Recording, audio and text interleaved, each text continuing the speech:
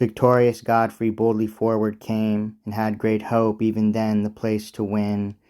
But lo, a fire with stench, with smoke and flame, withstood his passage, stopped his entrance in. Such burning Etna yet could never frame, when from her entrails hot her fires begin. Nor yet in summer on the Indian plain such vapours warm from scorching air down rain. There bowls of wild fire, there fly burning spears. This flame was black, that blue, this red as blood. Stench well nigh choked them, noise deafs their ears, smoke blinds their eyes, fire kindleth on the wood.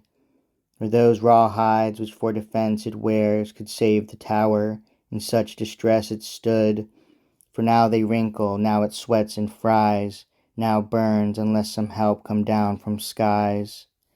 The hardy Duke before his folk abides, nor changed he colour, countenance, or place, but comforts those that from the scalded hides with water strove the approaching flames to chase. In these extremes the prince and those he guides half roasted stood before fierce Vulcan's face, when lo, a sudden and unlooked for blast the flames against the kindlers backward cast. The winds drove back the fire, where heaped lie the pagans' weapons, where their engines were, which kindling quickly in that substance dry, burnt all their store and all their warlike gear. O glorious Captain, whom the Lord from high defends, whom God preserves and holds so dear, for thee heaven fights, to thee the winds from far, called with thy trumpet's blast, obedient are. But wicked is men to his harm that saw how the fierce blast drove back the fire and flame. By art would nature change, and thence withdraw those noisome winds, else calm and still the same.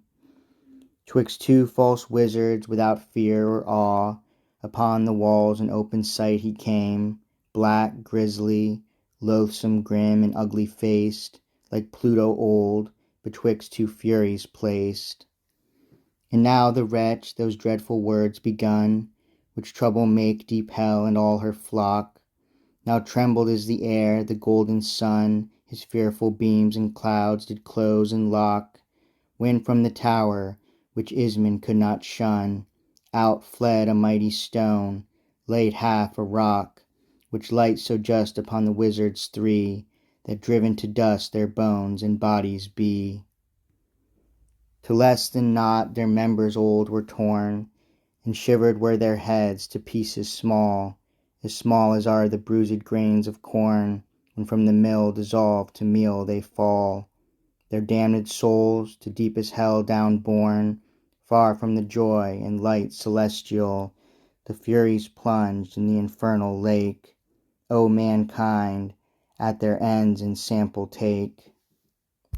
This while the engine, which the tempest cold had saved from burning with his friendly blast, approached had so near the battered hold that on the walls her bridge at ease she cast. But Solomon ran thither fierce and bold, to cut the plank whereon the Christians passed, and had performed his will, save that upreared high in the skies a turret new appeared. Far in the air upclomb the fortress tall, higher than house, than steeple, church, or tower. The pagans trembled to behold the wall, and city subject to her shot and power. Yet kept the Turk his stand, though on him fall of stones and darts a sharp and deadly shower, and still to cut the bridge he hopes and strives, and those that fear with cheerful speech revives.